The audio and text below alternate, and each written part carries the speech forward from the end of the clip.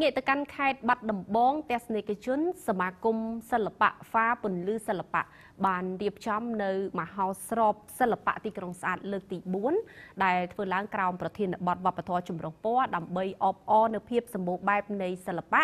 និងជំរុញទេសចរក៏ដូចជាពង្រឹងអត្តសញ្ញាណខេត្តបាត់ដំបងជាមជ្ឈមណ្ឌលវប្បធម៌ដែលមានភាពរស់រវើកកម្មវិធីនេះធ្វើឡើងពីថ្ងៃទី3រហូតដល់ថ្ងៃទី8ខែវិច្ឆិកាឆ្នាំ2025ដោយមានការរៀបចំនៅផ្ទាំងទស្សនីយភាពជាច្រើនដូចជាមានជា hip hop គំនូរលើជញ្ជាំងការដង្ហែក្បួនតុក្កតាយក្សនិងការប្រគំតន្ត្រីជាដើម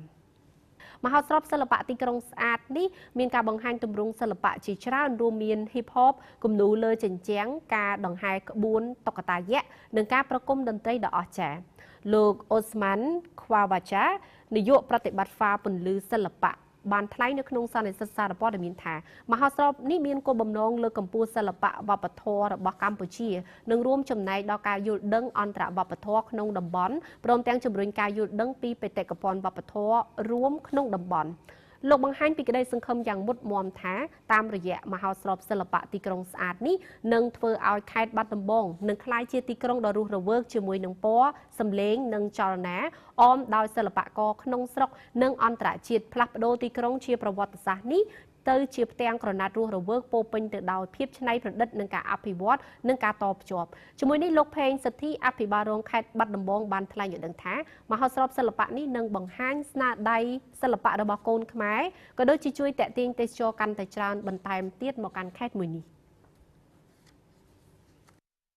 ព័ន្ធនឹងហ្វាពន្លឺសិល្បៈដែលបានរៀបចំមហោស្រពបាទទីក្រុងស្អាតនាពេលនេះបាទគឺបង្ហាញទីមួយអំពីការបាទស្នាដៃសិល្បៈនៃកូនខ្មែររបស់យើងផងនឹងការទាក់ទាញភ្ញៀវជាតិនិងអន្តរជាតិឲ្យចូលមកទស្សនានៅក្នុងខេត្តបាត់ដំបងយើងឲ្យបានកាន់តែច្រើនការធ្វើរបស់ហ្វាពន្លឺសិល្បៈនេះគឺមានសារៈសំខាន់ណាស់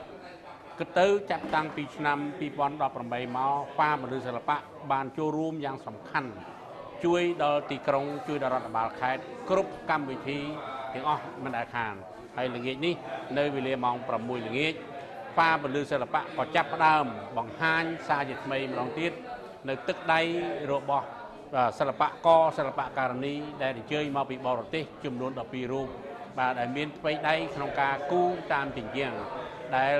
អ្នកបាត់ដំបងយើងបានទទួលស្គាល់យ៉ាងពេញលេញអញ្ចឹងក៏សូមថ្លែងអំណរគុណណាស់ចំពោះបាទហ្វាពន្លឺសិល្បៈដែលដឹកនាំដោយលោកអូស្ម៉ាន់ខាវ៉ាចានិងលោករិស្មីដែលជានាយកបាទប្រតិបត្តិទាំងអស់ដែលបានដឹកនាំកម្មវិធីនេះបាទហើយក្នុងនាមរដ្ឋបាលខេត្តក៏សូមឲ្យ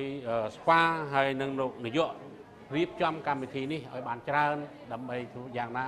ឲ្យខេត្តបាត់ដំបងយើងមានភាពរស់រវើកនិងទាក់ទាញភ្ញៀវជាតិនិងអន្តរជាតិចូលមកឲ្យបានច្រើនថែមទៀតផងបាទសូមថ្លែងអំណរគុណ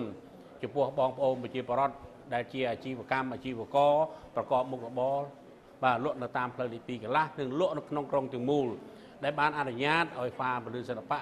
រៀបចំកម្មវិធីបាទទោះបីជាមានការរំខានខ្លះមានរំខានខ្លះប៉ុន្តែកម្មវិធីរៀបទៅនេះគឺជាដើម្បីគុណប្រយោជន៍ប្រជាពលរដ្ឋអ្នកខេត្តបាត់ដំបងយើងទាំងមូលជាពិសេសបងប្អូនដែលរស់នៅក្នុងផ្ទះបុរាណយើងនេះបាទក្នុងបរិវេណលំនៅឋានបុរាណនេះឲ្យភ្ញៀវជាតិនិងអន្តរជាតិគេចូលមកកាន់តែច្រើនការរកទទួលទានការរករបរផ្សេងៗរបស់យើងក៏មានការរីកចម្រើនថែមទៀតផងដែរបាទសូមជម្រាបថាហ្វាពន្លឺសិល្បៈមានន័យថាពន្លឺនៃសិល្បៈគឺជាសាលាសិល្បៈមិនរកប្រាក់ចំណេញដែលផ្ដល់អំណាចដល់កុមារយុវជននិងសហគមន៍របស់ពួកគេដែលត្រូវបានបំផុសគំនិតដោយសិក្ខាសាលាគំនូរនៅជំរំជនភៀសខ្លួនសាយ2តាមបណ្ដោយឬក៏សាយ2នៅតាមបណ្ដោយព្រំដែនកម្ពុជាថៃដោយសិស្សដែលជាជនភៀសខ្លួនចំនួន9នាក់បានបង្កើតហ្វាពន្លឺសិល្បៈនៅឆ្នាំ1994នៅជាយក្រុងបាត់ដំបងប្រទេសកម្ពុជាសប្តាហ៍ថ្ងៃនេះសិស្សជាង800នាក់ចូលរួមនៅក្នុងសកម្មភាពសិល្បៈនិងវប្បធម៌ប្រចាំថ្ងៃជាច្រើនប្រភេទ